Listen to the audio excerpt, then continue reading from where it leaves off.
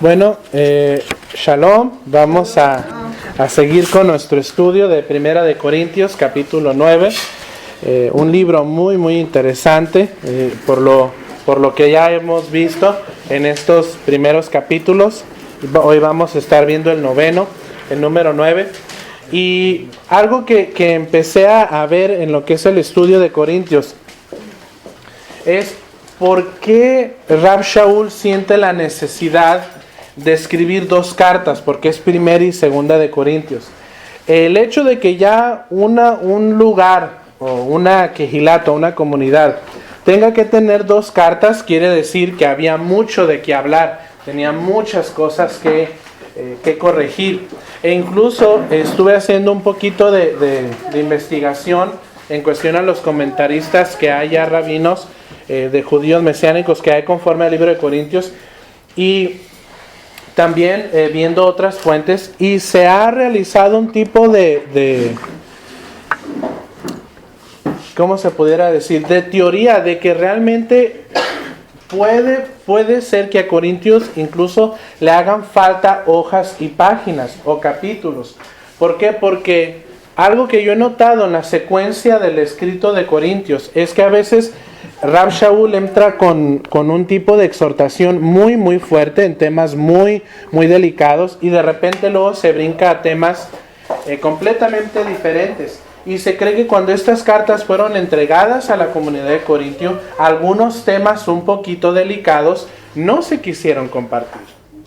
Tenemos que, igual con la base que hemos tenido de lo que es la palabra de Dios, que es la Escritura, tenemos que entender, familia, que el Nuevo Testamento sí pudo haber sido en cierta manera manipulado, porque estuvo escrito por hombres y manipulado por hombres.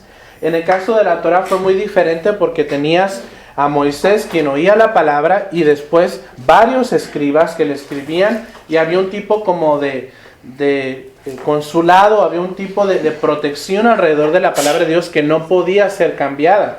Incluso uno de los mandamientos en la Torah es que cada persona tenga una Torah en su casa. Porque esto habla un poquito de la educación. Cuando un país no conoce sus derechos, simplemente y fácilmente puede ser abusado por su propio gobierno. Pero si cada persona supiera sus derechos como ciudadano, nadie pudiera abusar de él. Y en el sistema que Dios fabricó para el pueblo de Israel, Adonai quería que cada israelita, que cada persona que fuera parte del pueblo, tuviera una Torah en su casa para saber qué se demandaba de él como un ciudadano del pueblo de Dios. Y esto era bueno, porque si alguien juzgaba uno de tus casos y tú conocías la Torah, decías, tú no puedes juzgarme así, porque la Torah dice que tararara y me debe tanto, y toda la ley de este pueblo, toda la estructura del pueblo de Dios estaba basada en la Torah. Entonces, si nosotros no conocemos la Torah, entonces no podemos también conocer nuestros derechos, ni espirituales ni físicos, basándose en lo que es la fe, en lo que es nuestra creencia del Señor. Entonces, por eso la Torah en sí no puede ser muy manipulada, aparte que el pueblo judío celosamente la ha resguardado. Pero en este caso, cuando yo empecé a investigar lo que era el libro de Corintios, se da a entender que ciertos capítulos, y si usted lee el libro de Corintios o la carta de Corintios en una manera fluida, su sentimiento va como sub y baja, como que le faltan ciertas cositas. Por eso mucha gente, incluso muchos judíos mesiánicos, han optado por decir, no, tal vez este libro sí, pero la verdad que Sumoré se dio el reto para decir, bueno, ¿por qué no y por qué sí? Tenemos que indagar y explicar un poquito de quién era Rab Shaul y por qué decía lo que decía Rab Shaul. Entonces, vamos a entrar al capítulo 9. La mayoría de las Biblias lo titulan Los derechos de un discípulo, de un shaliach. Yo tengo aquí el término en hebreo, no sé cómo lo tengan en la mayoría de las Biblias, pero creo que es de un apóstol. Y ya hemos dicho, la palabra para discípulo es talmid, discípulo, y shaliach es un apóstol. Y ya hemos explicado un poquito esto. Shaliach es una persona que es enviada a cierta tarea. Incluso ya lo hemos compartido, que su servidor y su esposa somos Shaliach de Kehilat Ariel, somos enviados por Kehilat Ariel a hacer una tarea, a poner una Kehilat aquí en la ciudad de Tijuana. Entonces dice los derechos de un Shaliach. Y para dar un poquito de trasfondo en este capítulo, se cree que aquí Rab Shaul está defendiendo su postura porque había algunos que no consideraban su autoridad.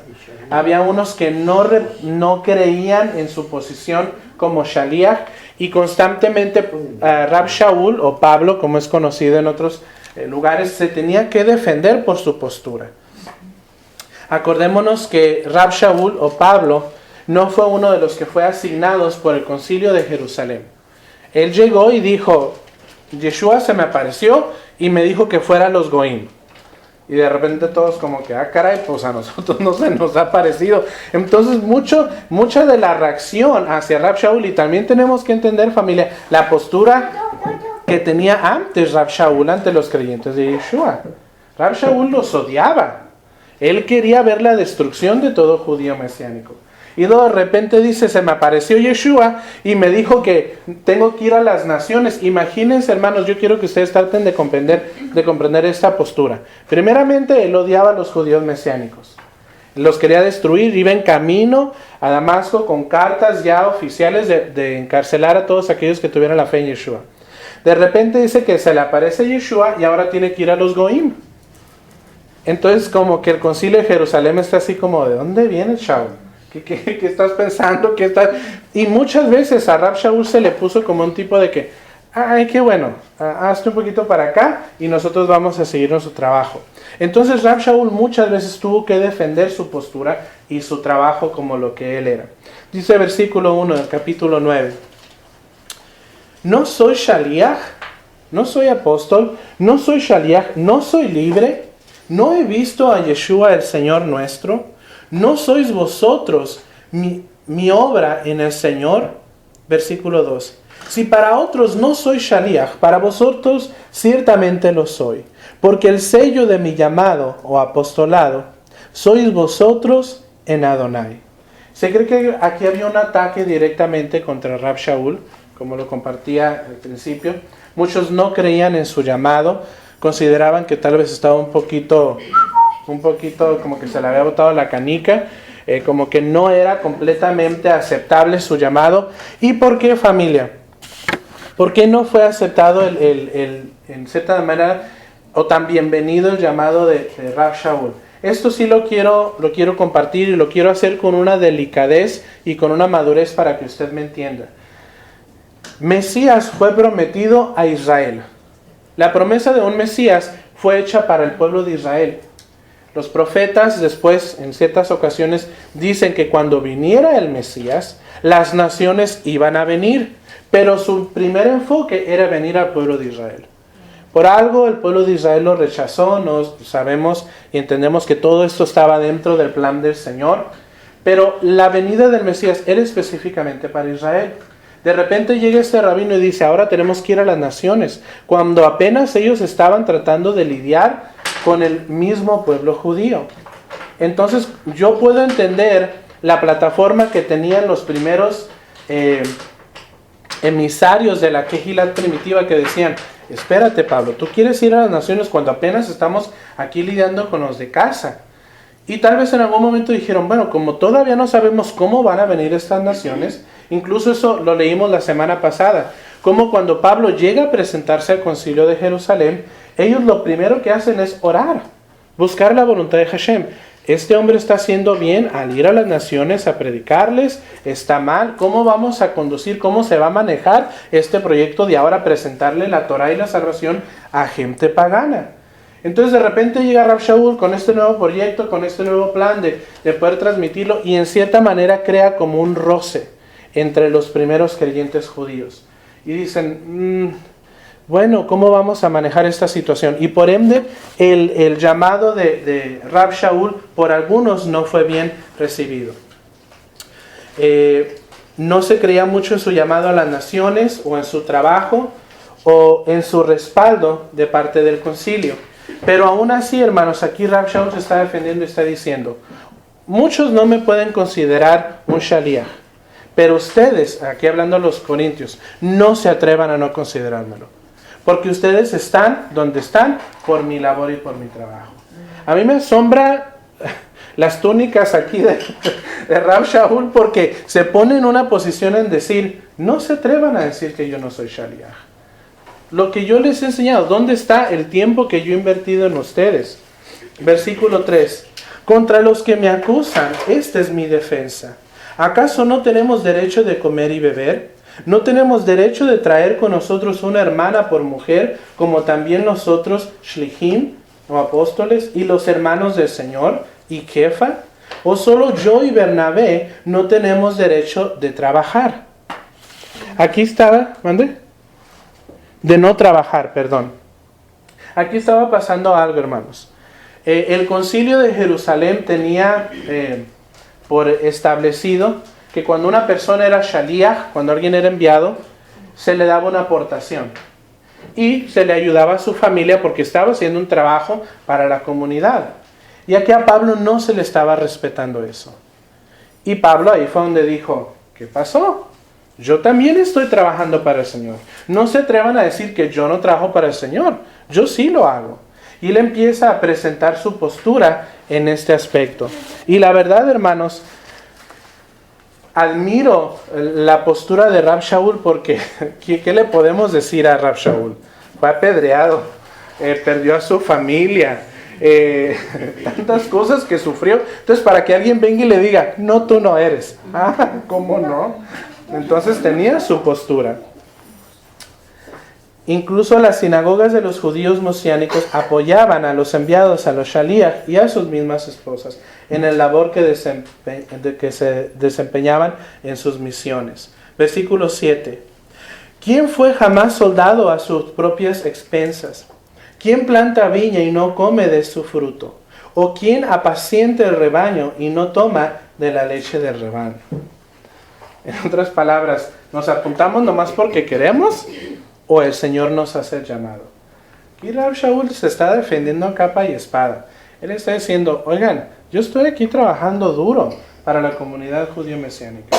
¿Y acaso aquel que no guarda el rebaño no toma algo de leche? ¿O no tiene provecho el trabajador de su propio labor?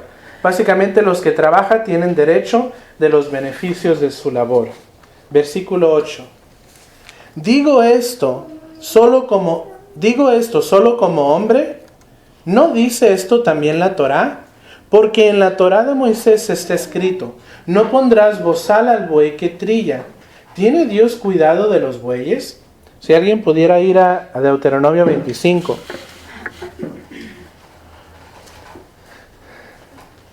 ¿Y qué ejemplo usa Rab Shaul aquí? La Torá en sus muchas instrucciones sobre el cuidado de animales decía que cuando tú traías a un buey y estaba arando o estaban trillando lo que es el trigo, separando la paja del trigo, tú no podías ponerle un bozal. Tú tenías que dejarlo libre para que el animal incluso comiera de lo que se estuviera cayendo, porque el animal estaba trabajando para ti.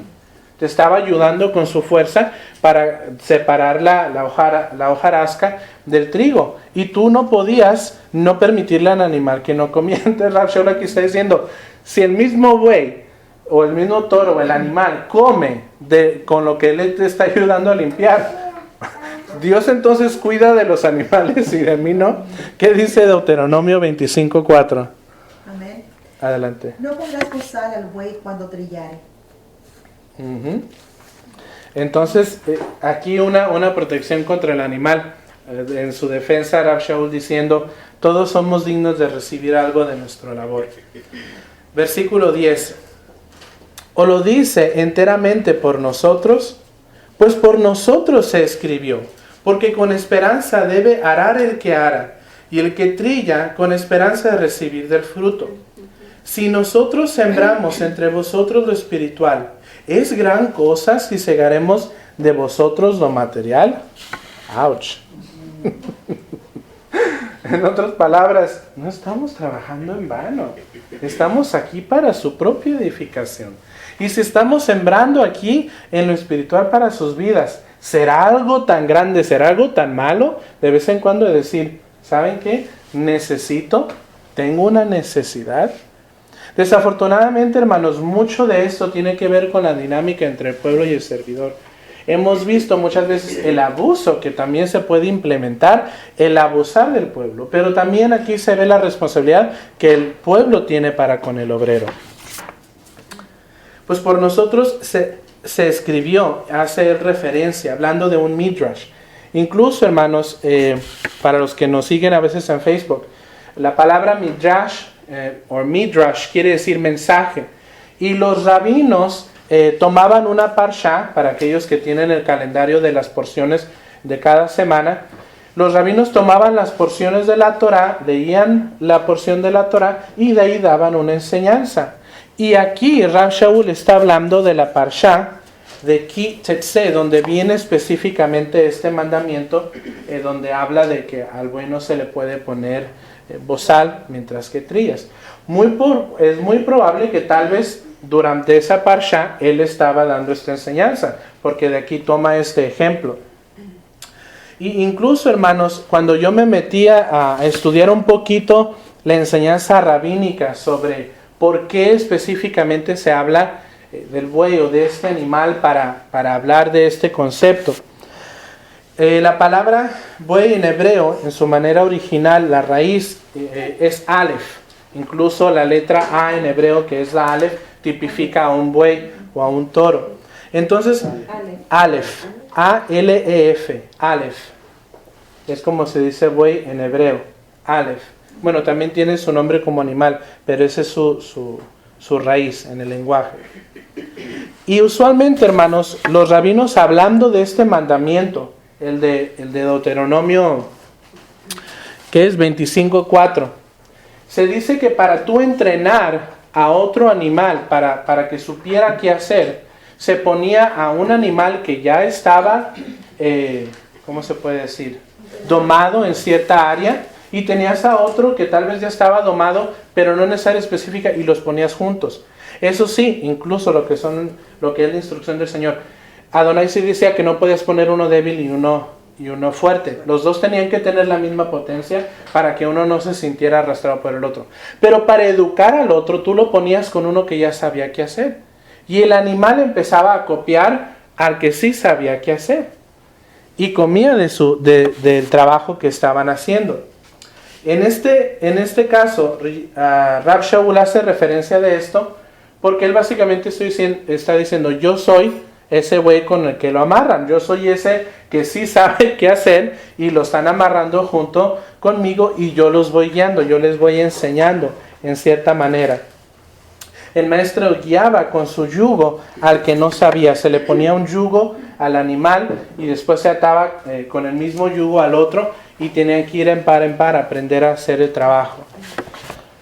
Y cuando dice es gran cosa, pues literalmente aquí Rav Shaul está diciendo, es tanto pedir que a veces nosotros tengamos que decir como líderes, en este caso Rav Shaul, para los que no saben, el oficio se ha malinterpretado muchas veces. Rav Shaul en la Reina Valera dice que él hacía carpas, dice que era vendedor de carpas y que hacía carpas. Históricamente, hermanos, y también socialmente, esto no se puede aplicar. Uno, porque la mayoría de la gente en el tiempo de Rav Shaul ya vivía en casas. Sí había nómadas, todavía los hay en la tierra de Israel, pero en su mayoría ya tenían casas, vivían en ciudades amuralladas o en casas. Lo que aquí se puede interpretar, hermanos, como carpas, la palabra talit, que es el manto que nosotros usamos para orar, literalmente quiere decir carpa pequeña. Tal es una carpa donde tú moras, pero talit o yit quiere decir pequeña. ¿Por qué? Porque usualmente cuando el hombre se lo pone y va a orar, se lo pone sobre su cabeza y crea como un closet, crea como una tienda personal para él donde él ahí está meditando en las cosas del Señor, está haciendo oración y se crea como su morada personal, su carpa personal. Y la verdad, hermanos, poniéndonos a pensar socialmente, Rav Shaul era un rabino de rabinos y no creo que él iba a hacer carpas. Lo más acercable es que él fabricaba talits, porque era un rabino. Entonces, lo más probable es que él fabricaba talits y él tenía su trabajo. Pero obviamente, hermanos, muchas veces no era lo suficiente como para mantenerlo en sus viajes. O incluso mucha gente no considera esto. Pero en ese tiempo también costaba dinero mandar cartas. Y si Rab Shaul estaba en la cárcel y tenía que mandar una carta, y él no tenía dinero, ¿de dónde sale ese dinero para mandar la carta? Incluso también a la mayoría de los prisioneros en Grecia, si no eran ciudadanos, no se les daba de comer. No sé si ustedes no sabían esto, pero si Grecia o Roma capturaba o encarcelaba a alguien, les demandaban ciudadanía, y si no eran ciudadanos del país, no se les daba de comer. Y si alguien no les llevaba de comer, morían literalmente de hambre. En este caso, Rab Shaul tenía su ciudadanía, constantemente a veces se defendía delante del concilio y tenía el privilegio de que se le diera algo de comer. Ahí es donde muchos comentarios creen que entraba en función la Kehilat. Últimamente, cuando se sabía que Rab Shaul estaba en la cárcel, las hermanas inmediatamente empezaban a hacer jalá y empezaban a preparar lentejas y pues ayudaban a Rab Shaul en su tiempo de necesidad. ¿Por qué? Porque estaba ejerciendo trabajo para la comunidad. Versículo 12. Si otros participan de este derecho, hablando del dar para el obrero, si otros participan de este derecho sobre vosotros, ¿cuánto más nosotros? Y aquí está hablando sobre el gobierno, la milicia imperial y los tributos. En ese tiempo la gente pagaba a muchas instituciones, pagaba impuestos al Senado, al emperador, incluso por historiadores que hay como Josefo, dicen que incluso la milicia, los generales, aparte de recibir su salario, iban y te tocaban la puerta y te decían, pues vamos a defender algún lugar, necesitamos dinero o trigo, y venían y te pedían dinero o de comer. Entonces la gente constantemente tenía que estar dando aquí, dando allá, pagando tributos. Entonces Rab Shaul dice, si otros también se benefician del que ustedes les den por su beneficio social, que de nosotros que somos su beneficio espiritual. Pero no hemos, fíjense lo que dice en el versículo 2, en la segunda parte, pero no hemos usado este derecho, sino que lo soportamos todo por no poner ningún obstáculo al mensaje de Mashiach. Me impresiona que Rab Shaul dice este derecho, porque aquí él está estableciendo que el jornalero es digno de su salario dentro aún de lo espiritual. Porque dijera privilegio, pero está diciendo un derecho. Un derecho es algo que te mereces. Pero no hemos usado este derecho, sino que lo hemos soportado todo por no poner ningún obstáculo al mensaje del Mesías. Rab Shaul y Bernabé no solo servían al pueblo, sino que trabajaban también para mantenerse ellos mismos. Hablando un poquito de Bernabé, hermanos, del personaje que acompañó a Rab Shaul en muchas de sus jornadas, muchas veces no se habla mucho de este personaje, pero me gustaría enfocarme un poquito más en él. Su nombre comúnmente es conocido como Bernabé, pero su nombre original fue Barnabás, que es un nombre griego, Barnabás, pero viene del nombre hebreo Bar-Naví, que quiere decir hijo del profeta. Bar es hijo, como cuando hacemos Bar Mitzvah. Bar es hijo y Naví es profeta. Barnaví. Barnaví fue su nombre original en hebreo. En griego se traducía a Barnabás y es donde nosotros recibimos Bernabé. Entonces su nombre original era Barnaví, que se traducía al griego Barnabás, de cual deriva Bernabé.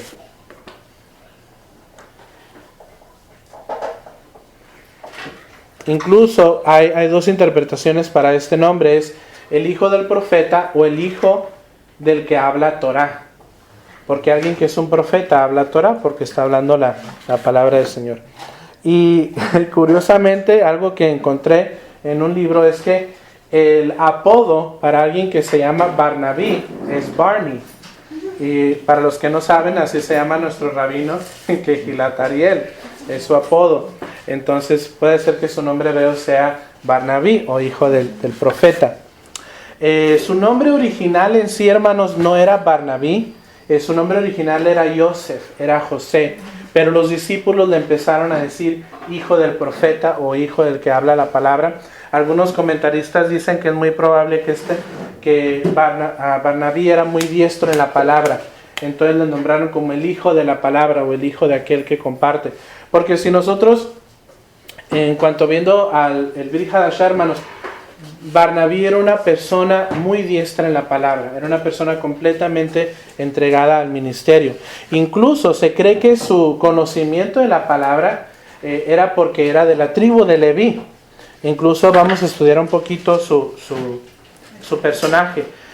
Barnabé era del linaje de Leví y vivió en Chipre. Y lo más probable, hermanos, es que fueron de aquellos judíos que fueron llevados de la esclavitud de Israel a Grecia. Cuando se conquistaron muchos lugares, había muchas deudas que pagar a veces hacia los griegos o los romanos, y muchas veces los judíos pagaban con su propia vida, y muchas generaciones se quedaban como siervos o como esclavos.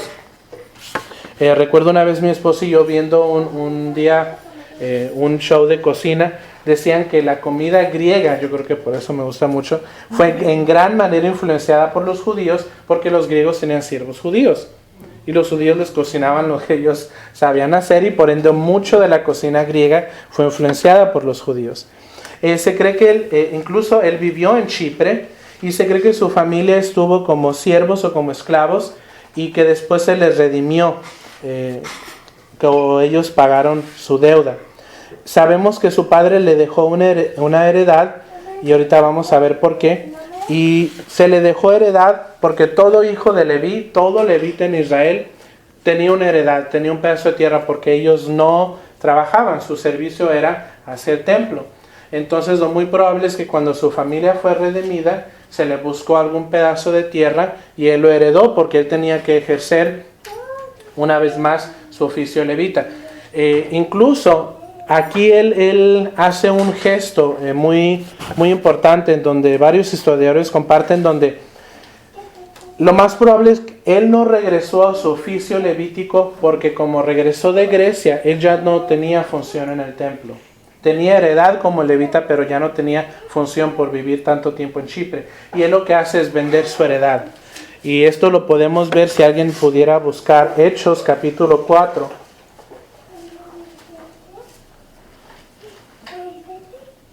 Hechos capítulo 4 del 32 al 37.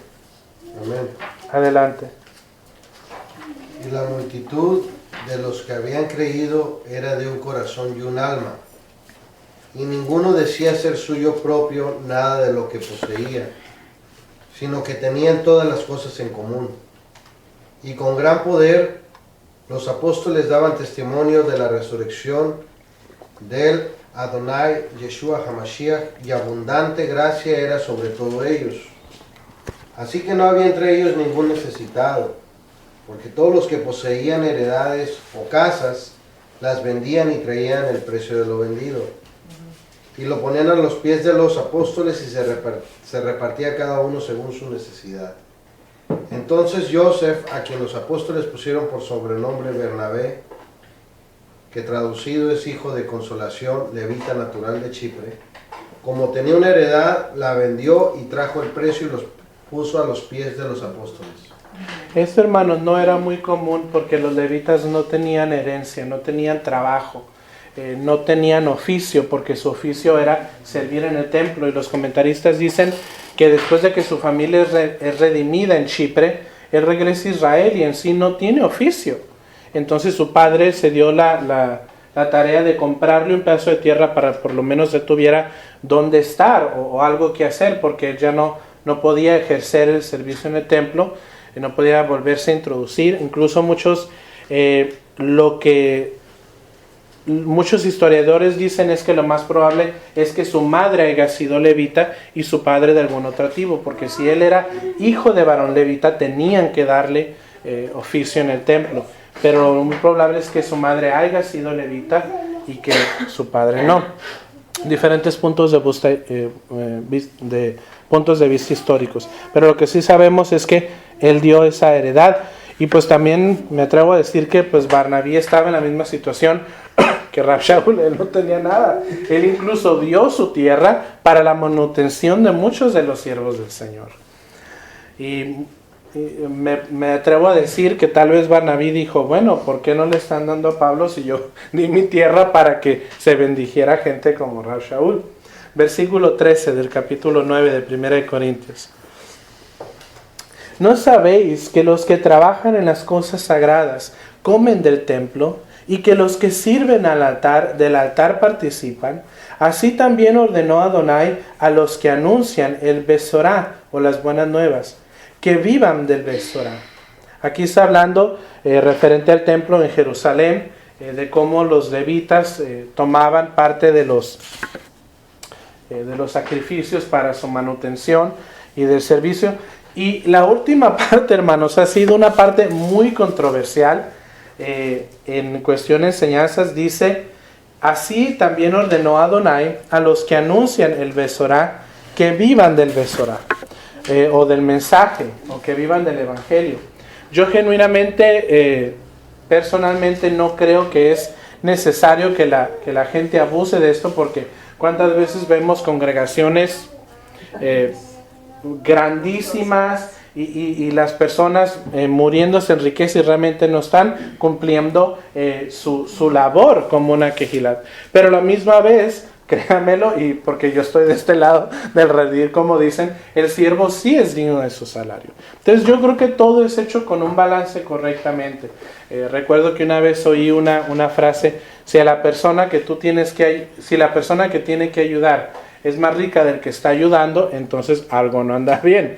Y sí es cierto, muchas veces vemos a tantos líderes religiosos pudriéndose literalmente en tanta riqueza, y vemos el pueblo con tanta necesidad, y a otros que uno se queda como, caray, algo ando aquí medio desbalanceado.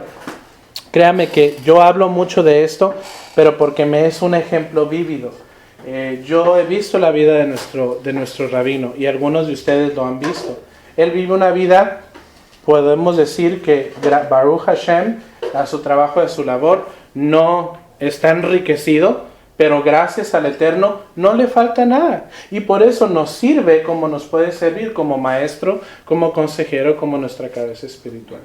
Entonces, siempre debe de haber un balance. Yo creo que aquí la cosa estaba completamente desbalanceada y Rab Shaul sí tuvo que decir, oigan, ¿qué está pasando? No se atrevan a querer usar una excusa de que no me consideran apóstol cuando yo he sembrado mi esfuerzo, cuando yo he estado ahí para ustedes, y acaso no soy digno de mi necesidad tomar cuando necesito. Yo creo que esa es la postura que se está presentando aquí Pablo.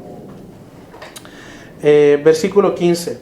Pero yo de nada de esto me he aprovechado, ni tampoco he escrito para que se haga así conmigo, porque prefiero morir antes que nadie desvanezca esta mi gloria. Una vez más lo voy a leer.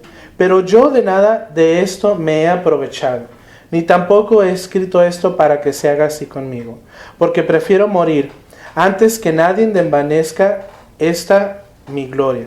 En otras palabras, Rab Shaul sentía gusto en no depender de ser carga para los de la comunidad, pero quería cerrar bocas de los que lo estaban acusando.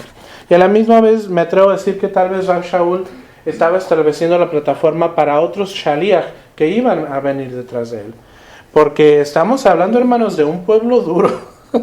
Corintios se ve como una gente que le tenías que hablar duro para que entendieran el mensaje. Y aquí Rab Shaul dice, miren, y aún así no les estoy diciendo para que me den dinero. No ese es el punto.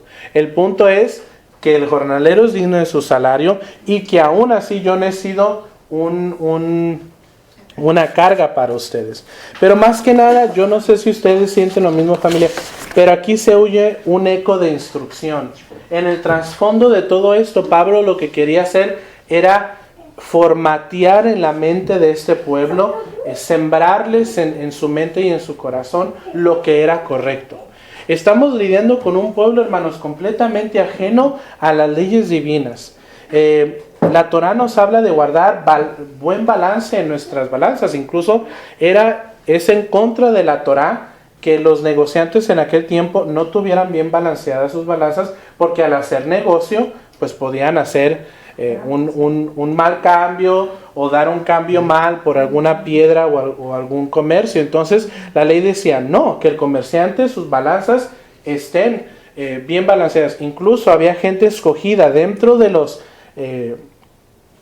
ancianos que había dentro de Israel. De esto habla el Midrash, que cuando Moisés, a través, si lo leyeron, espero que sí, en la pasada de esta semana, Moshe pone a líderes por centenas, por millares, para poder ayudar con el pueblo. Estos iban e investigaban a ver cómo andaban tus balanzas, para que tú no hicieras un mal negocio. Entonces, hermanos, todo esto se aplica a un trasfondo de que esta gente no tenía conciencia de lo que era justo, de lo que era bueno y de lo que Dios demandaba. Entonces Pablo tenía que cubrir cada área de sus vidas. Tal vez este pueblo no daba. Y Rab Shaul aquí le está diciendo, hey, tienen que dar cosas y principios, hermanos, que el pueblo judío muchas veces no se le tenía que poner. Porque el pueblo judío, por haber conocido la Torah, ya sabían que tenían que ir al alfolí, que ya sabían que tenían que dar su máser, que sabían lo que tenían que dar para que todo fluyera. Pero esta es gente completamente ajena a la ley de Dios, y es por eso que se ve este tipo de instrucción. Versículo 16. Pues si anuncio el Besorá o las buenas nuevas, no tengo por qué gloriarme, porque me es impuesta necesidad. Y ay de mí si no anunciar el Besorá o el mensaje de buenas nuevas. Por lo cual, si lo hago de buena voluntad, recompensa tendré. Pero si de mala voluntad, la comisión me ha sido encomendada. ¿Cuál pues es mi galardón? Que compartiendo el Besorá, presente gratuitamente el mensaje del Mesías, para no abusar de mi derecho en el mensaje. ¿Qué significa todo esto? Rab Shaul tenía un llamado directo hecho por el Mesías a dar el mensaje de buenas nuevas. En otras palabras, hermanos, aquí Rab Shaul está diciendo, yo voy a hacer lo que tengo que hacer porque a mí me mandó el Señor a hacerlo. Ustedes me den, ustedes no me den, yo tengo un compromiso conmigo mismo que yo voy a cumplir. ¿Por qué? Porque el Señor me lo dio. Si vamos al libro de Hechos, capítulo 13. Me gusta cómo muy rabínicamente Rab Shaul les tira la pedrada y luego los soba. Los tuve que guiar, les tuve que instruir en estas cosas porque es lo correcto. Hechos capítulo 13 versículo 12. Si alguien lo tiene lo puede leer. 13-12 de Hechos. Amén. Adelante. Entonces el proconsol, viendo lo que había sucedido, creyó maravillado de la doctrina del Señor. 13-2. 13:12. 2. Perdón. Y ministrando estos, el Señor, ayunando, dijo al Espíritu Santo, apartarme a Bernabé y a Saulo para la obra que los he llamado. Amén. Ministrando estos a Adonai y ayunando, dijo el Ruach HaKodesh, el Espíritu Santo, apartadme a Bernabé y a Shaul para la obra a los que los he llamado. Fíjense, hermanos, estando los líderes de la Kehilat primitiva en oración y en ayuno, el Espíritu Santo viene y les dice, apártenme esos dos. Porque yo los he apartado, yo los he consagrado para una tarea. Aquí Rab Shaul reafirma, yo no estoy aquí porque fui el estudiante de Gamliel, yo no estoy aquí porque conozco Torah, yo no estoy aquí porque si me pagan o no me pagan, yo estoy aquí porque el Señor me puso aquí. Y yo les tengo que enseñar lo que les tengo que enseñar.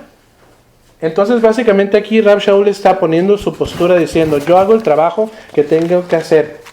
Y teniendo en mente todo esto, hermanos, quiero volver a leer estos versículos, del 16 en adelante. Pues si anuncio el Evangelio o el Besorá, no tengo por qué gloriarme, porque me es impuesta necesidad. Y ay de mí si no anunciare el Besorá. Por lo cual, si lo hago de buena voluntad, recompensa tendré. Pero si de mala voluntad, la comisión me ha sido encomendada. ¿Cuál es pues mi galardón? Que compartiendo el Besorá, presente gratuitamente el mensaje de Mashiach para no abusar de mi derecho en el Evangelio o en el mensaje. En otras palabras, yo estoy aquí para servir al Señor.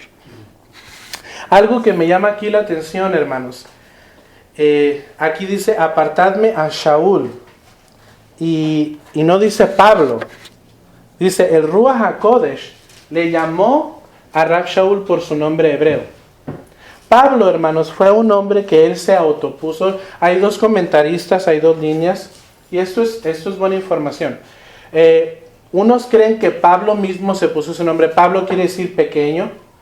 Algunos creen que Pablo mismo se lo puso por su sentimiento de que él no era nada y de que era solo siervo del Señor. Otros creen que otros se lo pusieron porque lo denigraron en su posición rabínica. Pero algo que a mí me llama la atención es que el Espíritu Santo le llama Shaul. Y Shaul viene de la raíz Shalú. Aquellos que conocen la alabanza hebrea, Shalú, Shalom, Yerushalayim, pedir por la paz de Jerusalén. Incluso Shaul, el nombre Saúl, quiere decir o viene de la raíz del que es pedido o demandado. Y aquí Rab Shaul fue pedido por el Ruach HaKodesh para una tarea. Por eso a mí personalmente no me gusta decirle Pablo, porque su nombre no era Pablo. Si el Ruach HaKodesh le llamó Shaul, para mí es Rab Shaul. Para mí es Saulo. 19. Versículo 19 de capítulo, no, de Primera de Corintios 9. Ajá, seguimos con el capítulo 9 de Primera de Corintios. Versículo 19. Por lo cual, siendo libre de todos, me he hecho siervo de todos para ganar a mayor número. En este caso, hermano, lo que está diciendo Rab Shaul, que es porque al trabajar, él al tener su oficio, no se le estaba dando un salario y él puede en cierta manera demandarse de sí mismo. Versículo 20. Me he hecho a los judíos como judío para ganar a los judíos. A los que están sujetos a la ley, aunque yo no esté sujeto a la ley, como sujetos a la ley, para ganar a los que están sujetos a la ley. A los que están sin ley, como si yo estuviese sin ley. No estando yo sin ley de Dios, sino bajo la ley de Mashiach, para ganar a los que están sin ley. Ah, caray, ¿qué quiere decir esto? Ahora sí que, para los que no me están viendo en línea, es como que unas cachetadas guajoloteras. ¿Qué está diciendo Rab Shaul aquí? Bueno, vamos a desglosarlo paso por paso para entender qué es lo que este gran rabino, celoso por la Torah, nos está diciendo. Judíos. Cuando dice, me he hecho judío como a los judíos para ganar a los judíos. En este caso, hermano, está hablando a aquellos judíos que habían nacido de familias judías, en su cultura, en su familiaridad, que eran parte de su pueblo. Aquí está hablando del judío común en el tiempo de Israel. A los que están sujetos a la ley, está hablando a aquellos que estaban sujetos a las leyes rabínicas. Cuando nosotros incluso hicimos la introducción al libro de Romanos y un poquito de introducción al libro de Corintios, hermanos, creo que hablamos hasta de esto la semana pasada, había diferentes tipos de personas. Antes de que viniera el Mesías, el único pueblo que conocía la voluntad de Dios o el mensaje de Dios era el pueblo judío.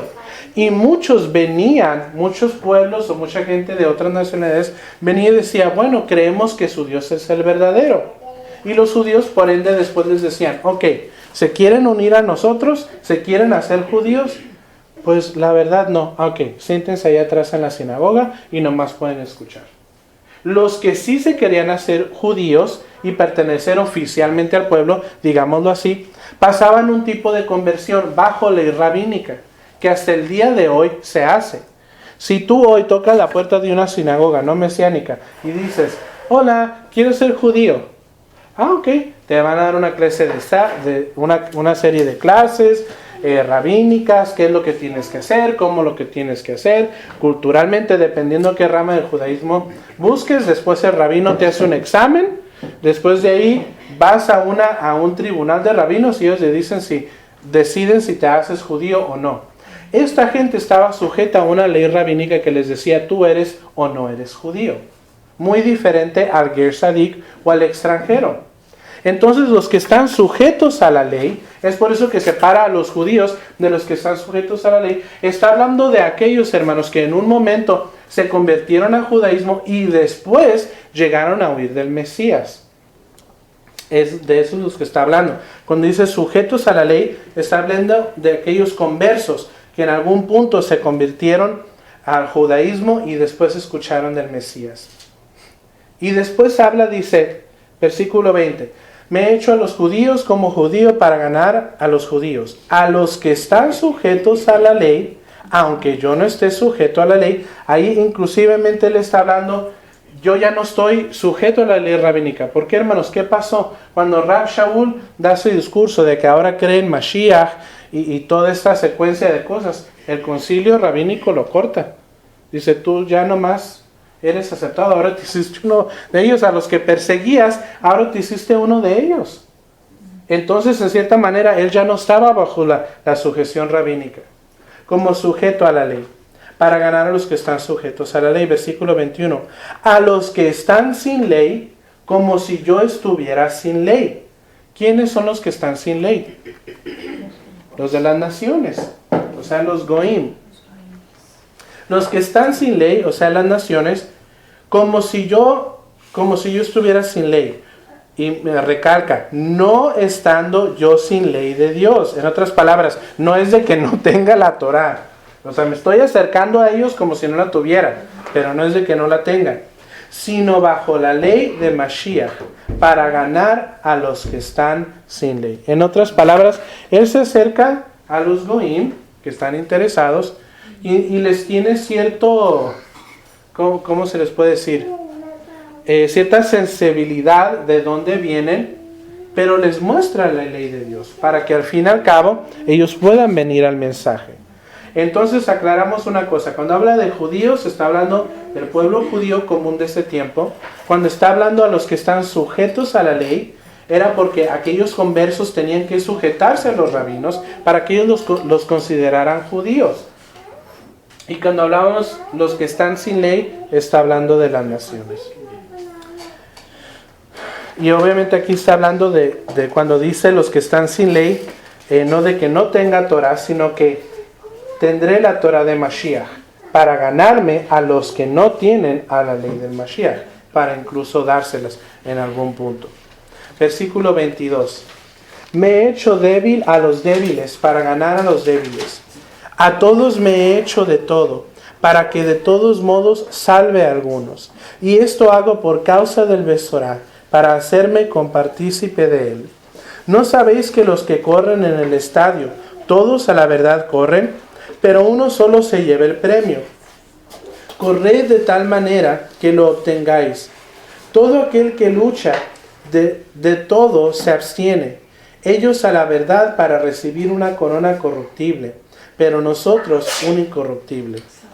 Aquí, hermanos, Rab Shaul estaba haciendo una comparación a lo que ellos ya conocían, que era los estadios de los griegos y los romanos como deportes. Lo está comparando a guardar la Torah, porque ellos estaban aprendiendo a guardar Torah. Leámoslo ahora eso con una mentalidad de lo que le acabo de decir.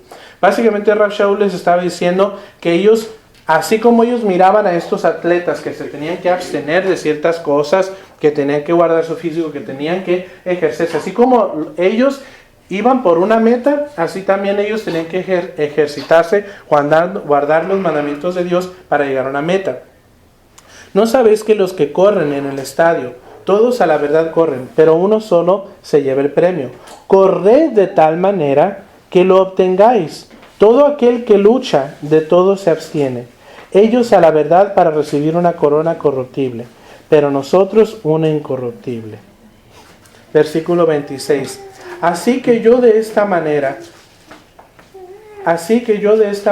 corro, no como a la aventura, de esta manera peleo, no como alguien que golpea el aire, sino que golpeo mi cuerpo y lo pongo en servidumbre, no sea que, habiendo sido heraldo para otros, yo mismo venga a ser eliminado. Rab Shaul básicamente aquí está. Rab Shaul entendía que su servicio era su galardón incorruptible. Él estaba ahí para hacer una función. Él estaba ahí para luchar, como él dijo en alguno de sus puntos, la buena batalla y entregarse al Señor. Gran discurso que da en este capítulo. Y incluso, hermanos, me gustaría dejar la grabación abierta para preguntas, porque yo sé que las va a haber. Entonces, si en este momento ustedes tienen alguna pregunta o algún comentario, lo pueden hacer audiblemente. Y sí me gustaría que se grabara porque es un capítulo en el cual se puede aprender mucho. ¿Alguna pregunta o algún comentario? Bueno, mi hermana Ayuda. En el capítulo 21, ahí me quedo yo así como medio pensando. Dice, no estando yo sin ley de Dios, sino Ajá. bajo la ley de Cristo, que no era la misma, porque Cristo o Yeshua, Ujú. no era la misma Torah, lo que Yeshua decía. O sea, no le entiendo muy bien ahí. Ok. No estando yo sin ley de Dios, Ujú. dice, sino bajo la ley de Yeshua, Ok. del Mesías. Aquí está hablando de que, porque hace una aclaración, si leemos desde el versículo 21, aquí está hablando de los goim, a los que están sin ley, como si yo no estuviese sin ley. Y en paréntesis dice, no que yo no esté sin ley de Dios. O sea, como diciendo, no es de que yo ya negué la Torah, sino que estoy en la ley de Mashiach. Cuando aquí explica la ley de Mashiach, la ley o la instrucción de Mashiach o la ley de Mashiach era traer a las naciones a la Torah. Esa era una de sus fundamentos. Incluso ya hemos compartido esto y me gusta la pregunta, es muy buena. Porque una de las razones, hermanos, por las cuales el judío de hoy no cree en Yeshua como el Mesías, una de sus muchas plataformas, una de sus primordiales es, de acuerdo a Zacarías, de acuerdo a Jeremías y de acuerdo a muchos profetas, el Mesías iba a ser una cosa, de entre muchas. Una de ellas iba a ser de traer a las naciones a la Torah. Y Jesús no lo ha hecho. Jesús enseña que la Torah ya se abolió. Entonces, por ende, Jesús no puede clasificarse como el Mesías. Pero cuando tú llegas y dices, bueno, te vengo a introducir a Yeshua. Yeshua guardó Torah y en su ley se aplicó que vinieran las naciones. Incluso llamó a un rabino llamado Shaul y le dijo, ve a las naciones y traerme a aquellos. Esa era la ley del Mesías, venir y traer a las naciones. Pero incluso aquí no está hablando de que él no tenga Torah, sino que está hablando sobre la situación en la cual estaba. Si leemos otra vez el versículo 21. A los que están sin ley, a los que no tienen Torah, como si yo estuviese sin Torah. Pero aclara, no estando yo sin ley de Dios, sino bajo la ley de Mesías. Hablando de que estoy en la Torah, pero también estoy en el mensaje del Mesías para traer a aquellos que no la tienen. Dice, para ganar a los que no están sin Torah, en otras palabras. Pero es muy buena pregunta, porque sí puede entrar la confusión de que no es la misma. Claro que es la misma. Ajá. Aquí al final, no entiendo muy bien donde dice, antes hiero mi cuerpo y lo pongo en servidumbre, no sea que habiendo predicado a otros, yo mismo venga a ser reprobado. ¿Por qué dice eso? No venga yo mismo a ser reprobado. Es el versículo... El final, 27. Sino que golpeo mi cuerpo y lo pongo en servidumbre, no sea que, habiendo sido heraldo para otros, yo mismo venga a ser eliminado. Yo creo que se está también atribuyendo siempre, ¿no? La regla de leer algo, el contexto. Acaba de hablar de carreras, acaba de hablar de llegar a la meta, de un triunfo. Entonces yo creo que aquí Rav Shaul está diciendo, sino que yo me esfuerzo en hacer lo mejor posible para alcanzar la meta, porque en contexto acaba de hablar de carreras, acaba de hablar de poner tu cuerpo en un trabajo para llegar a un galardón corruptible como ellos lo ven, pero nosotros estamos hablando de algo incorruptible. Entonces tal vez su mensaje es sino que mantengo mi cuerpo, mi persona y la pongo o la subyugo a un servicio, no vaya a ser Que pierda la carrera. que pierda la carrera y que siendo un mensaje para otros termine Sí, siendo sí. nada. Rav Shaul tenía una Gracias. meta muy enfocada. Sí, hermano homenaje. Dice en la versión judía, ¿no? del Brit Hadashah, Ajá. trato a mi cuerpo con dureza, convirtiéndolo en mi esclavo, de modo que después de proclamar las buenas nuevas a otros, yo mismo no quedé descalificado. Amén. Está más claro como carrera, no descalificado. Porque la verdad, hermanos, muchos podemos compartir el mensaje Pero ¿cuántos allá afuera han quedado muy descalificados? Amén. Sí, mi hermano. Es que el trabajo de él, como lo explicas, es muy definido. Porque él dice como judío, como incrédulo, pero realmente él lleva precisamente su mensaje. A los que no tienen Torah. A los que no tienen, porque si hay gente que dice, ahí está la ley quedó inválida, ¿no? Entonces podrían decirse, ¿Me salió? Siempre las zafo. No se me va a caer, hermano. Mande. Sí. Pero sí, mi hermano Rafael tiene un punto. Y es verdad. El enfoque, la tarea de Rav Shaul era una muy definida. De ir a aquellos que no tenían el mensaje. Si pudiera seguir, hermano, con el punto que iba a compartir. Disculpe por la interrupción. Gracias.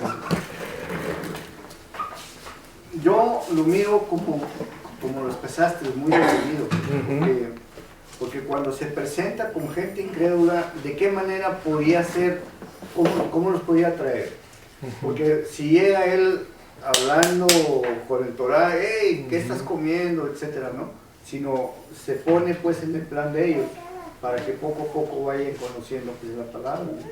Entonces era una persona muy definida, y cuando dice él que yo mismo castigo mi cuerpo, ¿verdad?, para no quedarme descalificado, pues yo siento como que este es mi trabajo y lo tengo que hacer de buena manera y en buena fe, ¿no?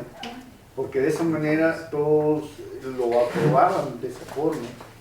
Porque muchas de las veces, ¿cuántas veces no hemos ido a compartir y como que no lo creen y nos quedamos medios tristones, ¿no? Sí. Sí, y no llevamos la convicción de lo que realmente nosotros debemos decir, ¿no? Y me atrevo a decir que Rav Shaul estaba jugando un papel y desarrollando una tarea que no muchos judíos en su tiempo querían hacer. Hablando un poquito y cómo una cosa lleva a otra, usted decía, como cuando dice Rav Shaul, yo doblego mi cuerpo y lo pongo en sacrificio. Para muchos judíos, a como ellos se les había instruido, los goim o las naciones o los idólatras eran sumamente inmundos. Y tú no podías ni pisar el umbral de su puerta. Y Rav Shaul tuvo que hacer muchas cosas que en su carne decía que me quiten esas carnitas en medio porque no las aguanto.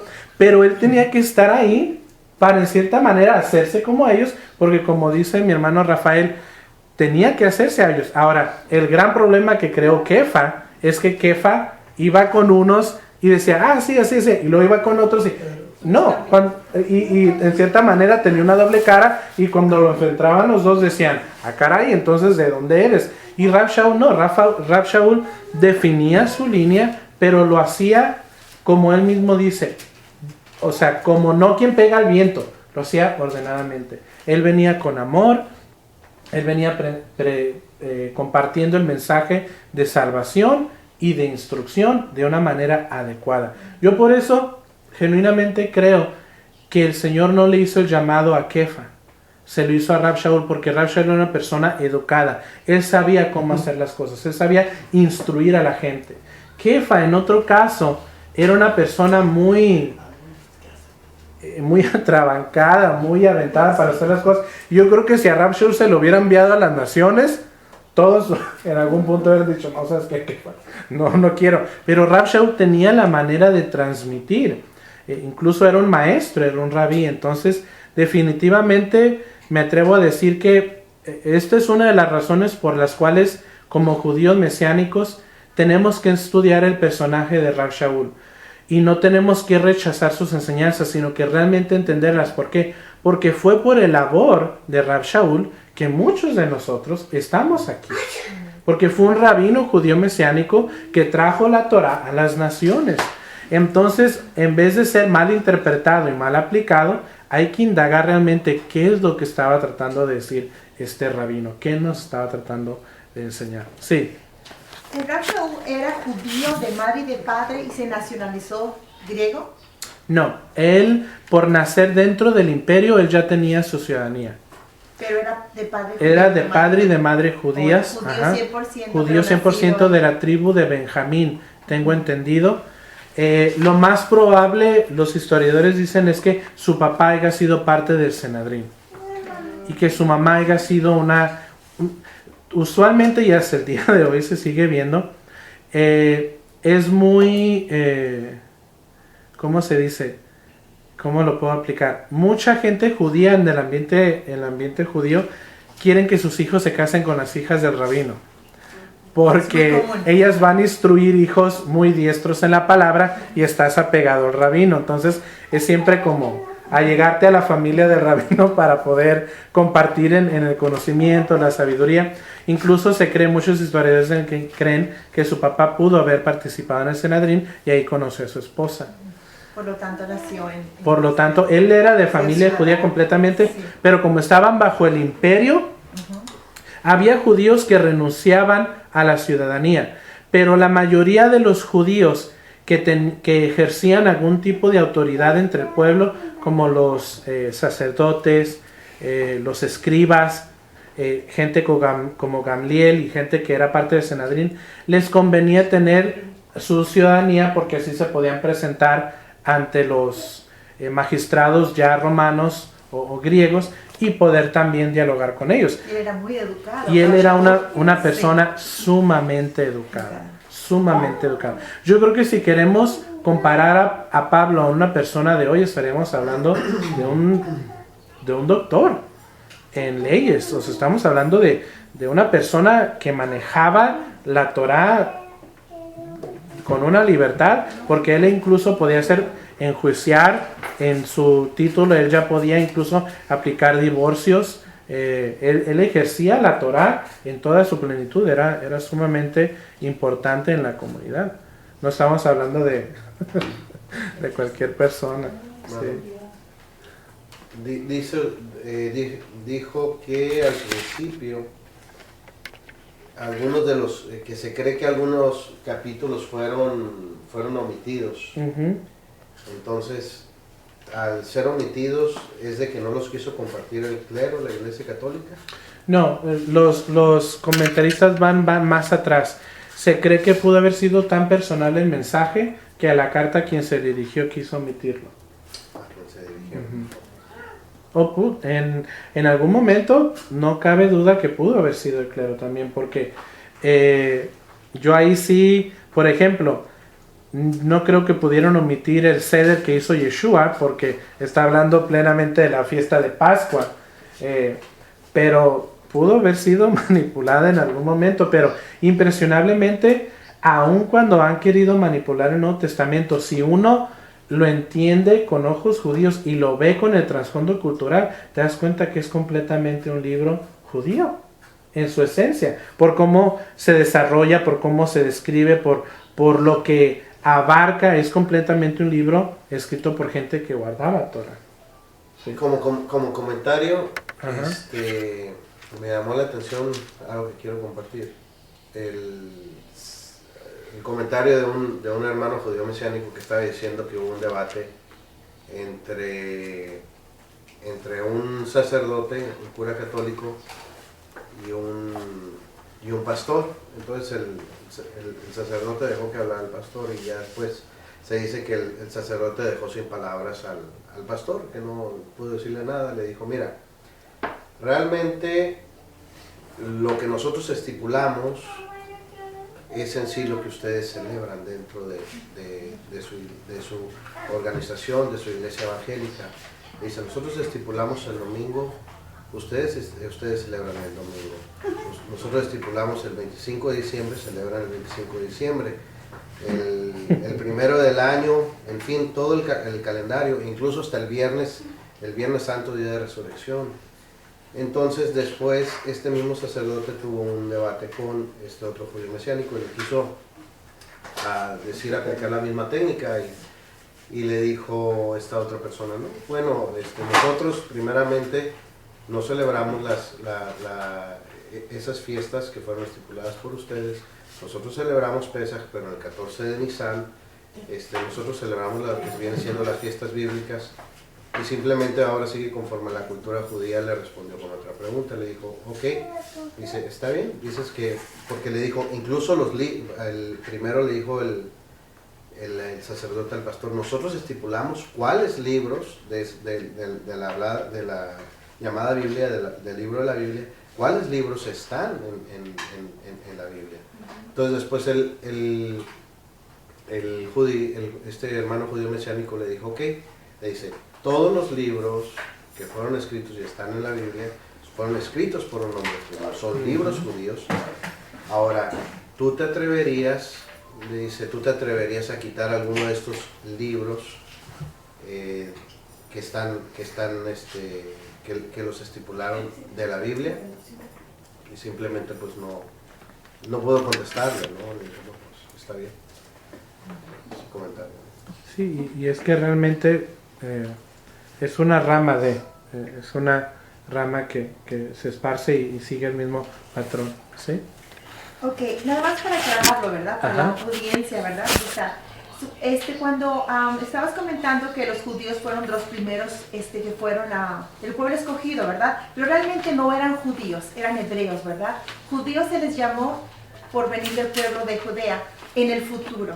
Pero en ese tiempo se puede decir que eran hebreos, ¿verdad? Todos ellos eran hebreos, pero eran de un pueblo, ¿verdad? Pero no eran judíos. Se les llama judíos porque así les llamamos ya, ¿verdad? Nada más para aclarar eso. Por clasificaciones, ¿verdad? Pero primeramente fueron llamados hebreos porque incluso el primer hebreo fue Abraham.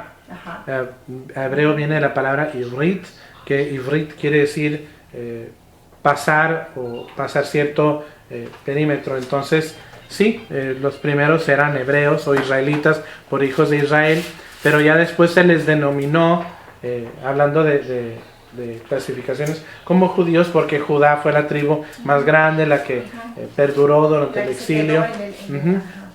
Pero en sí, el pueblo de Dios, o ya los que seguían y los que guardaban Torah, los hijos de Israel, fueron los primeros a los que llegó el mensaje de salvación. Sí. Última. Adelante. Disculpe. No.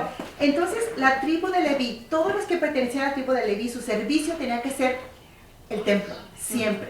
No cualquier otra cosa, sino dedicar los hijos de los hijos, todos tenían que servir en el templo. Como sacerdocio eran los hijos de Aarón. Cuando Israel para sus jornadas en el desierto y ya se hace un templo, desconozco por el momento las funciones de los otros hijos de Leví, porque estaban los sacerdotes, los Kohanim, los que ellos hacían el rito de los sacrificios, pero había otros que cargaban las pieles, que cargaban los cimientos de plata, había otros que limpiaban, había otros que tejían, o sea, habían varios departamentos. Ya que el templo se ejerce como una casa estable, ellos seguían ejerciendo de una manera u otra, pero no como los Kohanim o como los sacerdotes. El servicio de los sacerdotes paró cuando ya no hubo templo, pero las demás casas de Aarón tenían que ver con el servicio, tenían algún servicio, sí, y por ende seguían teniendo un tipo de... no fueran en el templo, pero tenían ese oficio que tenían ellos. Puede haber sido que enseñaban Torah, limpiaban el templo, pero algo que tenía que ver con el templo. Sí. Gracias. Sí. Bueno, entonces, como ahorita lo que dijo Rosalía, hebreos es porque pasaron, y fue que le dijeron así por Abraham, que pasó, ¿no? Que pasó de su tierra a la tierra de Canaán. Por eso le dijeron, son hebreos, porque pasaron. Judíos por la tribu de Judá. Ok, pero en sí son israelitas por la tribu por los hijos de Israel. Por los hijos de Israel, ¿verdad? Sí. Lo que pasó fue que entendemos que cuando se divide Judá y las tribus del norte son llevadas a exilio y Judá se queda con esa identidad de guardarse para el Señor en el celo. Entonces de ahí fueron denominados en su mayoría todos judíos. De ahí sale el término.